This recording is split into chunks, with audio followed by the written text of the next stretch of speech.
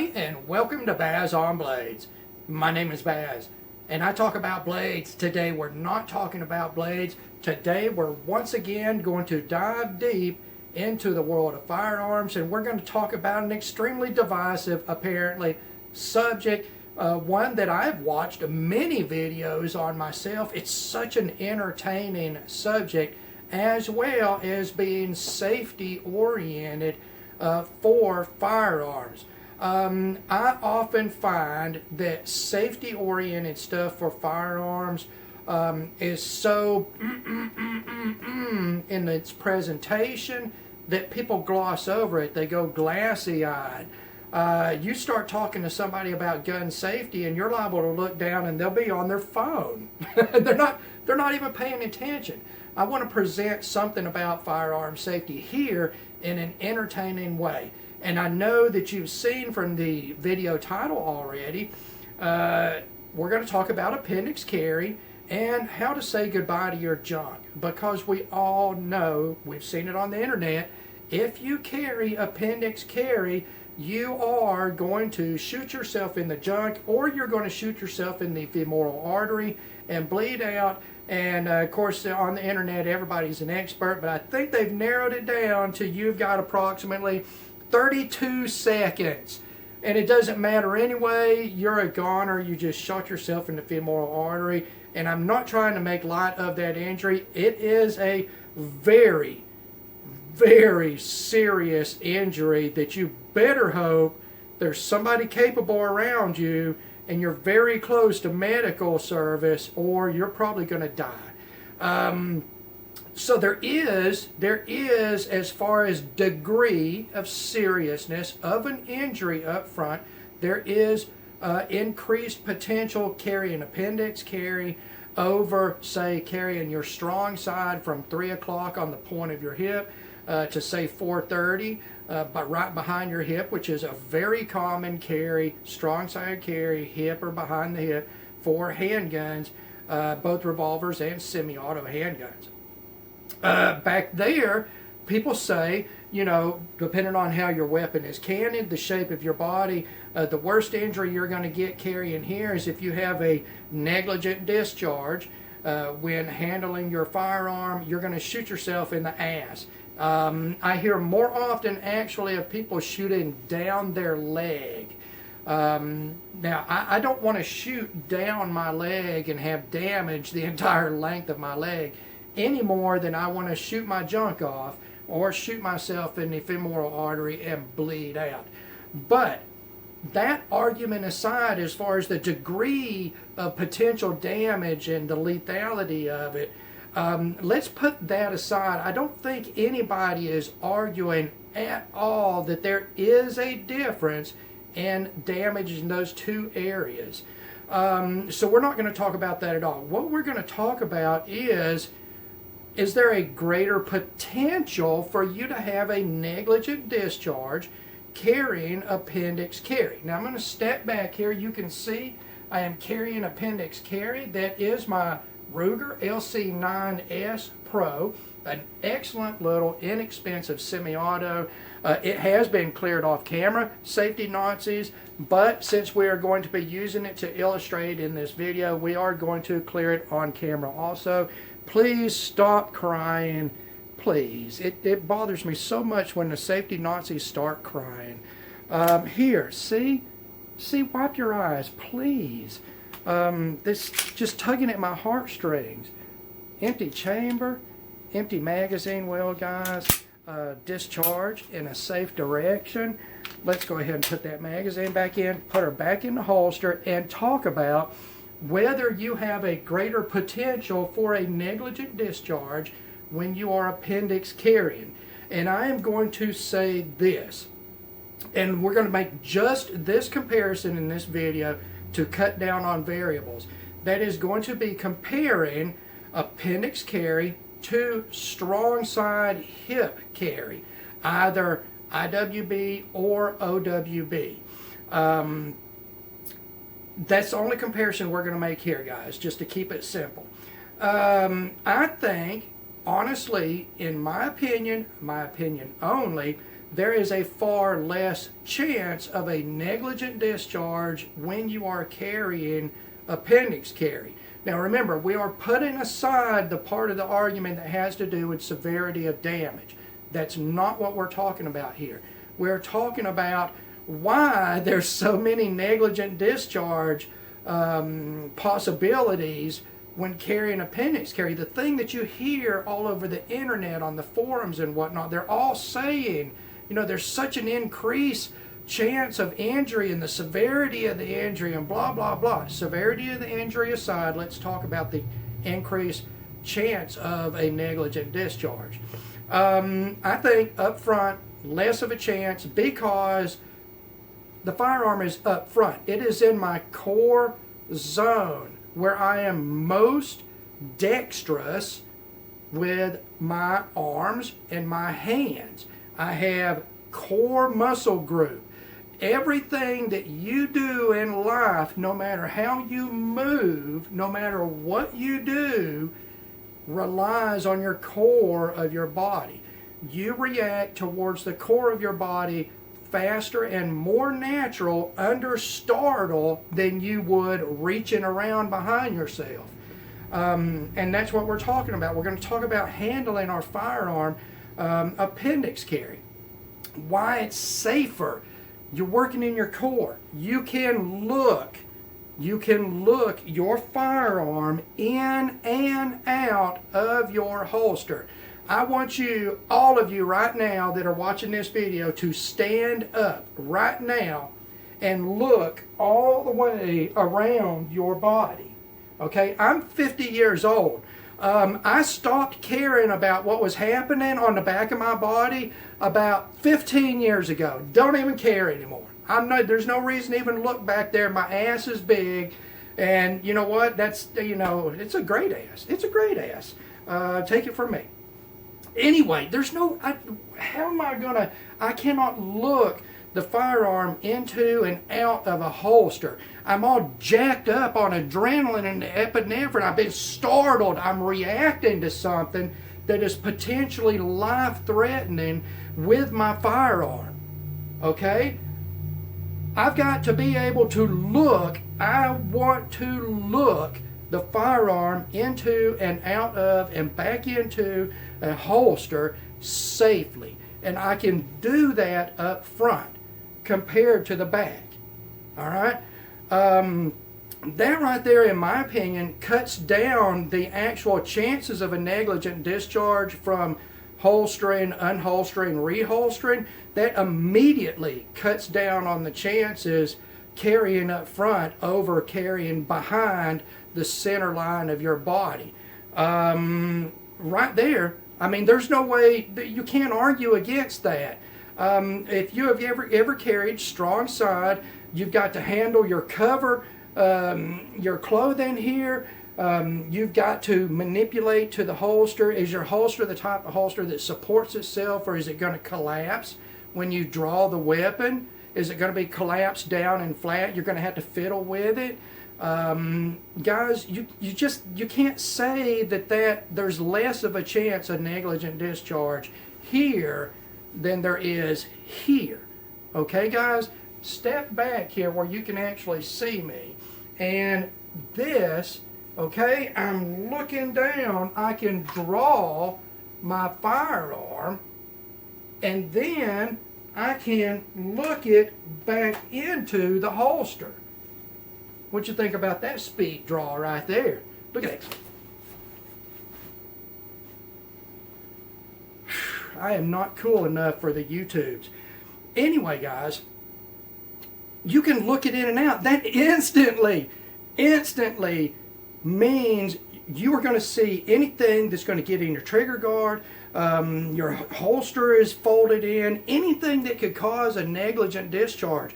You're on your trigger finger, which is off of the trigger and out of the trigger guard, okay? You're on that finger looking all the way in. Not only can you see, but you can feel. You've got every advantage that you had in feel at the back of your body, but you've increased your sensory perception here with vision. the number one, not 11, number one, the number one sense that we use to travel through life, through this physical world that we live in, our sense of sight. You have automatically increased the safety of your carry as far as working your pistol in and out of the holster. All right.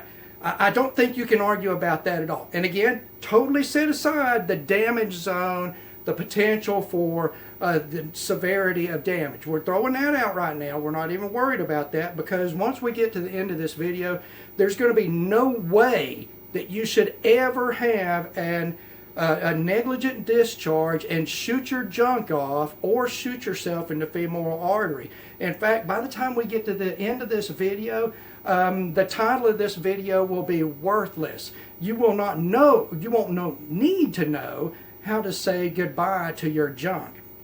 Now, let me tell you a little bit about Baz-on Blades carrying a firearm. I have two firearms.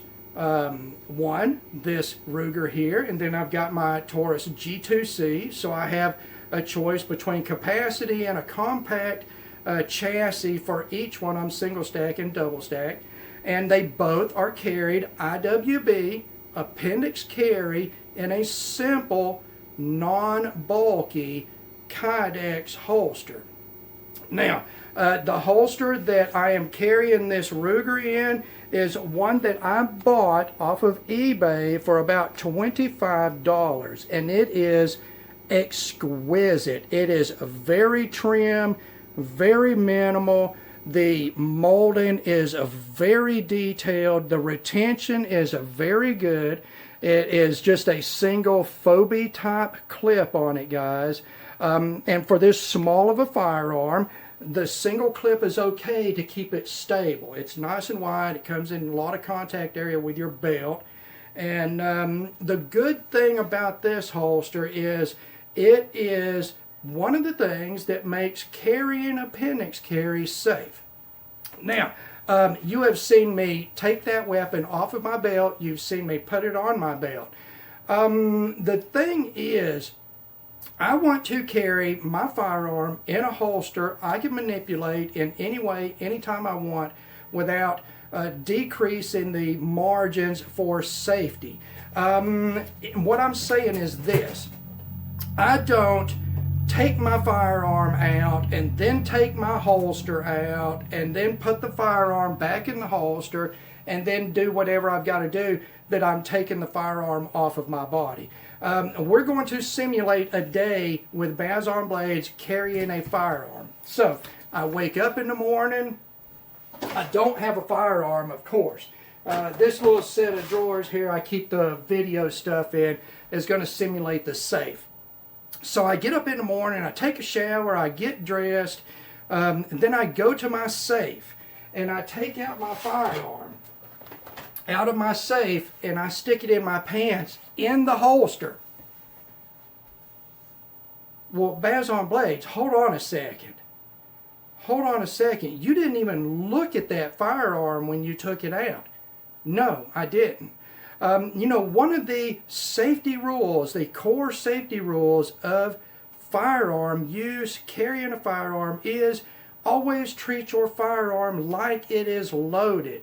And that's what I am doing. I am treating it like a loaded firearm because it is loaded in my normal everyday routine. Not today, you know, because we're just using it for illustration. But normally this firearm is never unloaded at all unless I am rotating magazines. Okay, I shoot it fairly often. I don't put a lot of rounds through it. I shoot it enough to stay on the trigger. I clean it, I rotate magazines, I load it up, put it up, loaded and chambered. 7+1 rounds, that firearm is useless if something is happening that I am reacting to and I've got to stop, pull out ammunition, load the firearm, blah, blah, blah. It's in a safe, okay, that is locked unless I am in the safe. I'm the only person in my household. I'm the only person with the combination to the safe, and there's nobody else around here. I handle my firearms like they're loaded, not because it's a safety rule, but because it's a safety rule and they are loaded. They are always loaded. I have very few firearms that are not loaded or loaded and chambered right now. So I want to be able to go to the safe, get my loaded firearm out, put it in my pants, appendix style, and go on about my business. This type of holster for this type of firearm, okay, a very simple Kydex holster enables me to do that. It allows me to be safer with my firearm because it is so convenient in the style of holster. It is so convenient. Is it fancy? No. Is it one of those hinged, two-sided magazine carry and Uber appendix carry rigs like the YouTube pros use? No, it's not. And the fact is, guys, I don't own a holster like that. I'm not paying for a holster like that. I need something simple that no matter what I am doing during the day, I can, without looking even, okay, not even take advantage of additional safety factor of eyesight, direct eyesight and direct contact. Not even taking advantage of that. I can pull that firearm in and out anytime during the day. Anytime at all, as much as I have to, and it's never out of that holster. That is a huge part of carrying a firearm safely. You cannot have negligent discharge from holstering, unholstering, reholstering if you don't do those things. I can carry this firearm for 2 or 3 days straight and it will never be unholstered. Never. It's always loaded, always chambered, and it's never unholstered because there's not gunfights going on everywhere. Exactly what reason do you have to be unholstering, reholstering, unholstering, reholstering your firearm? Exactly what reasons do you have?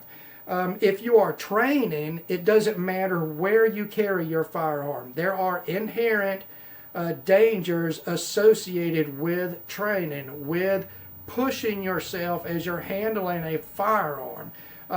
If you don't have to do anything more than draw your firearm, run 10 feet to a designated area and take 3 shots on a target, guess what? That's way more than I just did standing here with my firearm in the holster. Okay? What I'm saying is, if you're not taking it in and out during the day, you don't have a chance for a negligent discharge. I can go to a public place. If I've got to go to the bathroom, I've got to remove this. I pull it out. Okay? It's in the holster. It is a one-piece unit. I can do it, you know, with very minimal effort, very quickly, without even looking. I can carry on a conversation, and I can put this firearm into my waistline of my pants or out of it without having to increase the chances of a negligent discharge. And I got to tell you guys, I've taken a lot of time. I've looked at this holster. I've looked at this firearm. I have done everything that I can think about as to trying to figure out what would cause this firearm to negligently discharge if I don't take it out of the holster. The trigger guard is totally encapsulated. I could not, I'm actually pressing around the trigger right now. I cannot purposefully, with full force, put enough pressure on here to manipulate the trigger. So there is absolutely no way the trigger is going to be manipulated while in my pants or being taken in and out of my pants in the holster. Right there, you have cut out 100% of your daily manipulation of your firearm. If you're the type of person that is constantly pulling your firearm out and looking at it and blah, blah, blah, you don't need to be carrying a firearm. Firearms are neat. They are. We've had them pushed at us by Hollywood for generations, and they've made them look ultimately cool. But if you actually look at what a firearm is, it's the same thing as a hammer. It's the same thing as a drill. It's the same thing as any tool that you'll use in the kitchen, your microwave. It's just a piece of machinery. It's just a piece of equipment. This one just is designed in a way that it discharges a bullet at a high enough velocity and with enough force to kill people. There's nothing so neato about this firearm that you have to have it out handling it. Okay? You shouldn't be handling your firearm at all. First of all, it's a tale. The more you handle your firearm, the more people know you're carrying a firearm. The second reason is there's no reason to. There's no reason to.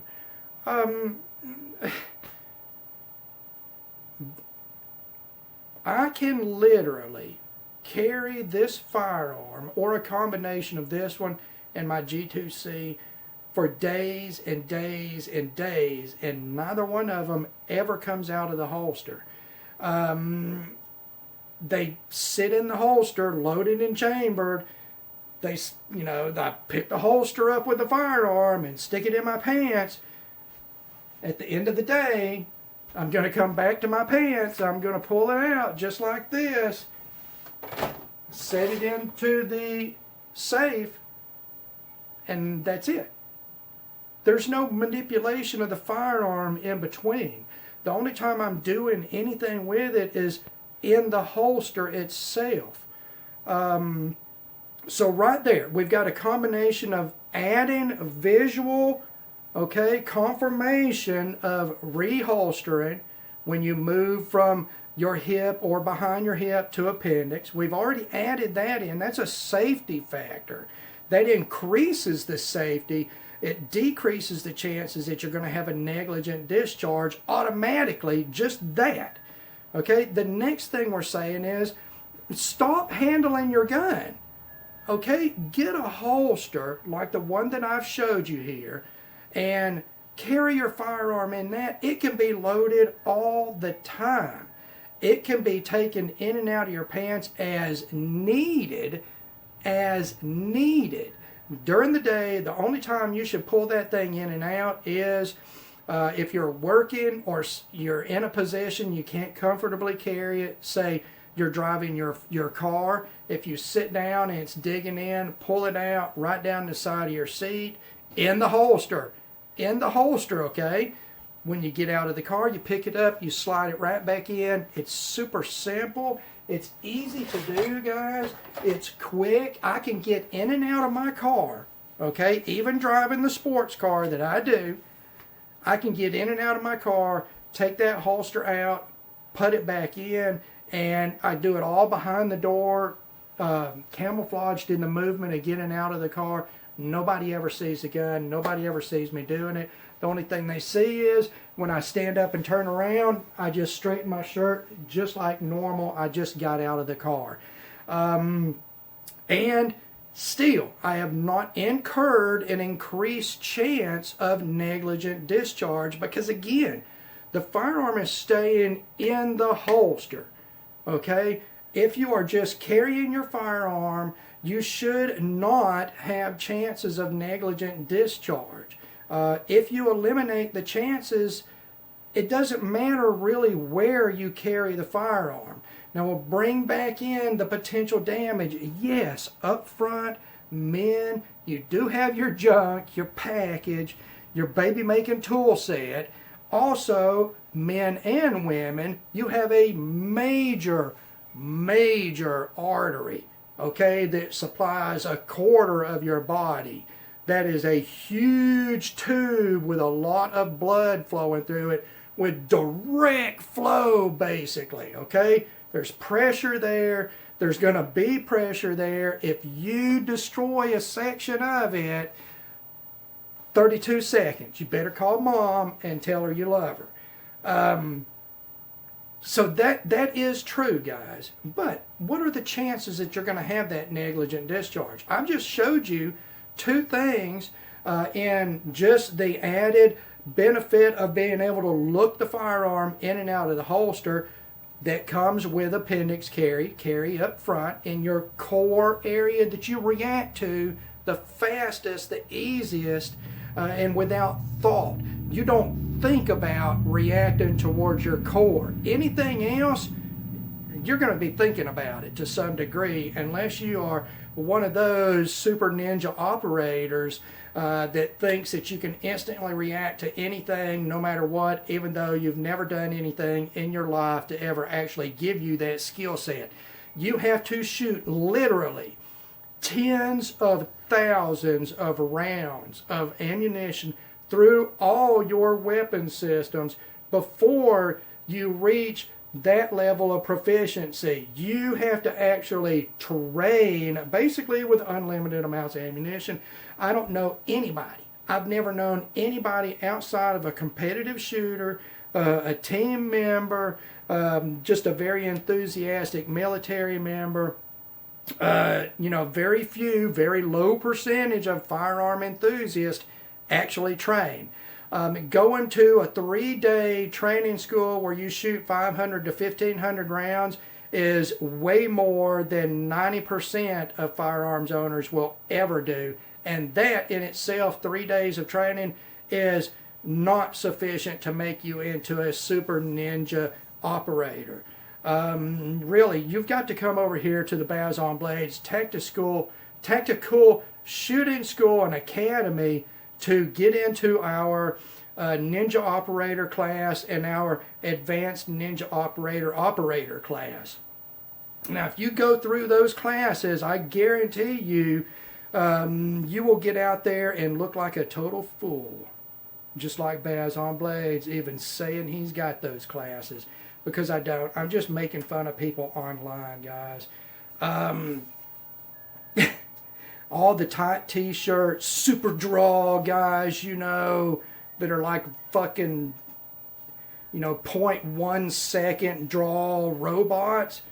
I got to respect those guys. I got a lot of respect for them, and a lot of respect for however they're paying for the ammunition and how they're getting the ammunition to train. That's a ton of training. I wish I could train that way. But the fact is, I know that I don't. So I'm not a ninja operator, and neither are most of you guys, 99.9% of you, if we're all truthful. We need to stop imagining what we're going to do and actually take a realistic look at what we can do.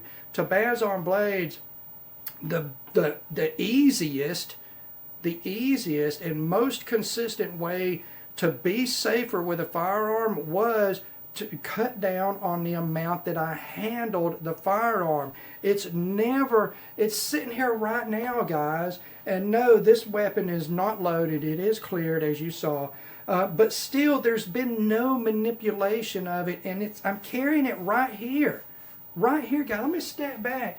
Right here, guys, is where it's pointing. I've showed you already that in some respects, appendix carry is a safer option than carrying strong side hip or behind the hip. Just between those two options, I think appendix carry is actually safer. It is actually safer because of what I've showed you, the technique with the holster that I've showed you, and the holster type. Now, we may talk about some other aspects of appendix carry, how to get comfort with appendix carry, how to pick an appendix carry holster. From what I've seen, I've tried a few of them now, and at least for me, I know what works for me. It's something that's compact and it's simple, and I can take it on and off with one hand. And guys, that's really, I honestly, I don't know how it's going to get safer actually carrying a firearm. Carrying a firearm is very dangerous, potentially dangerous. It is a firearm. It is a deadly weapon. Accidents do happen. No, we don't have accidental discharges. We have negligent discharges. But other people would look at that as a very bad accident, and yes, it would very well be.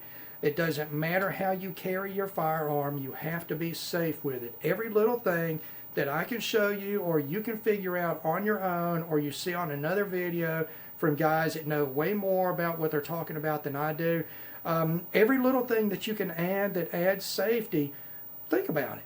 Think about it. Try it out. If you don't like it, that's fine. Okay? There's a lot of guys, they're not going to carry appendix carry. They're just never going to get over that. I'm going to shoot myself in the junk, even though it's literally impossible if you're not manipulating your firearm. Again, training, this does not apply to training because nobody trains, and training is inherently dangerous. Then, when you are pushing yourself and your skill set, do you need to look at the increase for potential and seriousness of the injury? That would play into it more. If I was going to hardcore train outside of dry fire practicing and pushing myself, I would probably carry strong side behind the hip. If I was at a school training, I probably would, guys.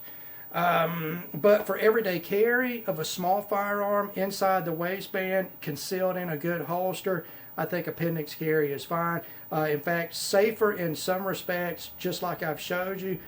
Use the right holster, guys. Use something simple. You don't ever have to take the firearm in and out of the holster. And you will be safer as far as appendix carry goes. So, there you go. Baz on Blade's opinion on appendix carry. And let's not even worry about saying goodbye to our junk, because I don't think you'll have to after this video. As always, thank you very much for taking the time to watch one of my videos. God bless all of you, and we will talk to you again.